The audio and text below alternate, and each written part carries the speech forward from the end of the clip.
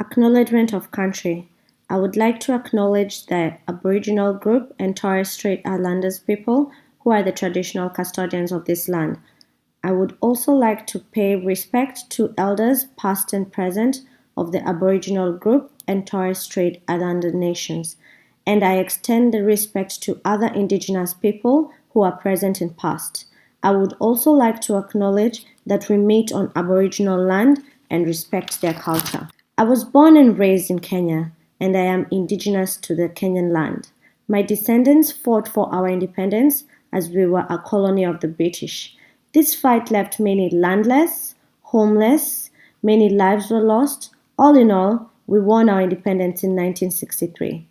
We commemorate this day annually on the 12th of December in a ceremony called Jamhuri Day, meaning Republic. Fighting for independence brought all 42 tribes together and everyone was a Kenyan. And to this day, every Jamhuri Day, we always feel as Kenyans. Tribal wars have crippled Kenya for many years. We now know that the importance of unity and peace. Our flag represents this in that red is for the blood we shed for independence, black is for the people, green is for our fertile land, and white is for peace.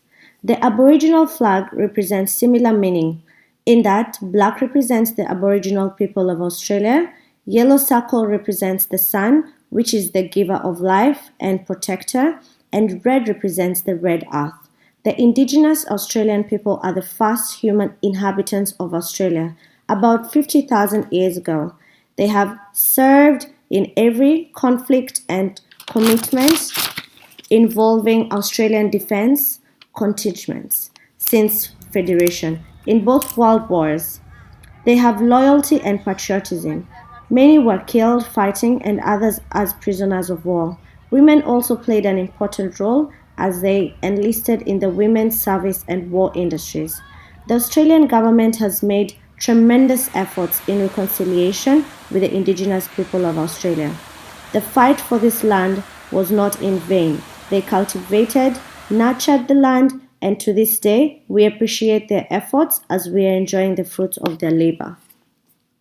I first learnt about Aboriginals and Torres Strait Islanders through my friend who lived in my current suburb, West End in Brisbane. West End is an upmarket neighborhood known to be loved by hippies and has an array of restaurants. I first had an encounter with an Aboriginal man who explained their culture and history. Very intriguing in that he emphasized on the oppression their forefathers had to go through to gain freedom and be recognized as the custodians of the land. There were a number of similarities with the Kenyan struggle for independence. Social justice is a major issue for the Indigenous people of Australia.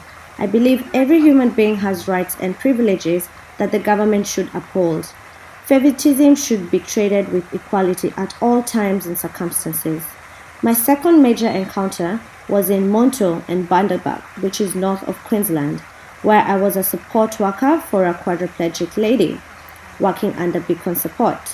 She has Indigenous roots. I was able to spend time with her family and learn more about Indigenous culture. This experience has made me inquire, reflect, and engage more with Indigenous people to get to learn their culture, and in return, I will teach them about my Kenyan culture. I have heard myths and stereotypes about Indigenous people, which I believe others are very exaggerated and are just opinions and not facts.